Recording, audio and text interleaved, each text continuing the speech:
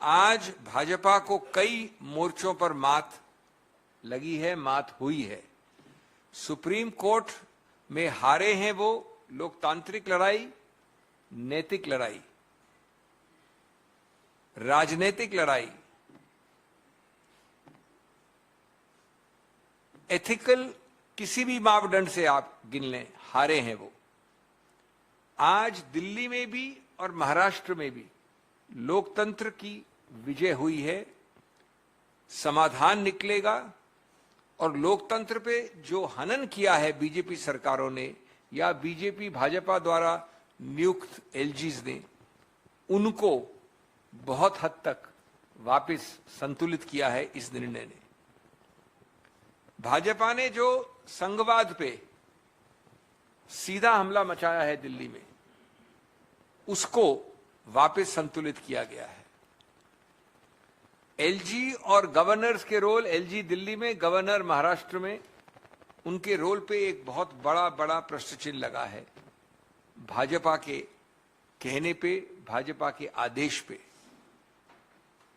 आज इन सब चीजों से लोकतंत्र को किस प्रकार नहीं चलाना चाहिए, भाजपा की उस प्रवृत्ति को एक्सपोज किया गया है। और एक प्रकार से एक बहुत उच्चतम स्तर पे भाजपा के एंटिक्स को, उनके मजाकिया व्यवहार को एक तमाचा लगाया गया है। दोस्तों, मेरा सौभाग्य था कि मैं इन दोनों केसेस में मैंने पैरवी की थी। जहां तक महाराष्ट्र का सवाल है, मैं आपको बताना चाहता हूं कि जो भी महत्वपूर्ण निष्कर्ष हैं कानूनी उस निर्णय में, वो पक्ष के पक्ष में है, जिन्होंने याचिका दी है उनके पक्ष में है। क्या बचा है इसके बाद? आपने उस निर्णय में यह होल्ड किया, एक नंबर, कि जो व्हिप होती है वो राजनीतिक पार्टी वाली होती है, विधायिका पार्टी वाली नहीं होती है। दो, जो whip so called Shinde faction ने जारी की है वो गैर कानूनी है। मैं दोहरा रहा हूं, गैर कानूनी, सीधा प्रत्यक्ष 5 जजों की खंडपीठ ने कहा है। नंबर 3, जो माननीय स्पीकर, और आप स्पीकर की बात कर रहे हैं, सो कॉल्ड शिंदे फैक्शन को वैध माना है, उनको रिकॉग्नाइज किया है, वो पूरी तरह से गैर कानूनी है, असंवैधानिक है। नंबर 4, राज्यपाल जी, माननीय राज्यपाल, इतने बड़े ओहदे के पदाधिकारी, उन्होंने जो निर्णय लिया कि आप फ्लोर टेस्ट करेंगे अमुक तारीख को, वो फ्लोर टेस्ट पूरी तरह से गैर कानूनी है। उनके पास कोई तथ्य नहीं थे ये फ्लोर टेस्ट का आदेश देने के लिए। अगर इन चारों चीजों को आप जोड़ दें तो मैं पूछना चाहता हूं आपके जरिए कि बचता क्या है? क्या ये राजनीतिक, कानूनी, नैतिक, कुछ भी कह लीजिए, एक तमाचा नहीं है? क्या जितने भी महानुभाव हैं जिनके नाम लिए गए निर्णय में, वो इस प्रकार की सस्ती राजनीति के शिकार नहीं हुए बीजेपी के कहने से?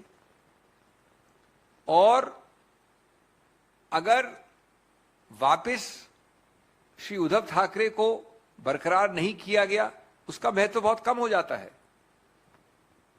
जो मूल बात वो ये है कि इस निर्णय में लिखा है कि आपको माननीय स्पीकर जल्द से जल्द जो डिस्क्वालिफिकेशन की याचिकाएं पड़ी हैं, लंबित हैं, उनका निर्णय करिए। अब मैं आपसे एक महत्वपूर्ण प्रश्न पूछ रहा हूं आपके जरिए। अगर माननीय स्पीकर विलंब न करें, सत्य का मार्ग लें, कानून और संविधान का मार्ग लें, और वो उठाते हैं इतने सारे लोगों की एक याचिका कोई भी, तो क्या डिस्क्वालिफिकेशन के अलावा उनके पास कोई भी विकल्प है? संभव नहीं, उनको डिस्क्वालीफाई करना ही पड़ेगा। क्यों? क्योंकि उन्होंने एक ऐसे व्हिप के आधार पर एक्शन लिया है जो गैर कानूनी है, और एक ऐसे व्हिप को इग्नोर किया है जो कानूनी है। तो अगर आप व्हिप के उल्लंघन करेंगे तो निश्चित रूप से डिस्क्वालिफिकेशन तो ऑटोमेटिक होता है, इसका कोई डिफेंस नहीं है। इसलिए मैं आपको एक भविष्यवाणी कर सकता हूं कि जो चाल चरित्र चेहरा आपने बीजेपी सरकारों का और बीजेपी के आदेश देने वाले उच्च पदाधिकारियों का देखा है,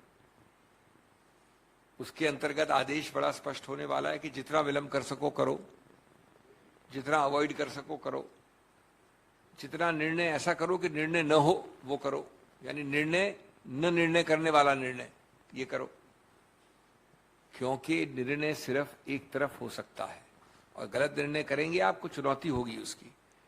ये दुर्भाग्य है इस देश का, लेकिन मैं चाहूंगा कि मेरी भविष्यवाणी गलत हो।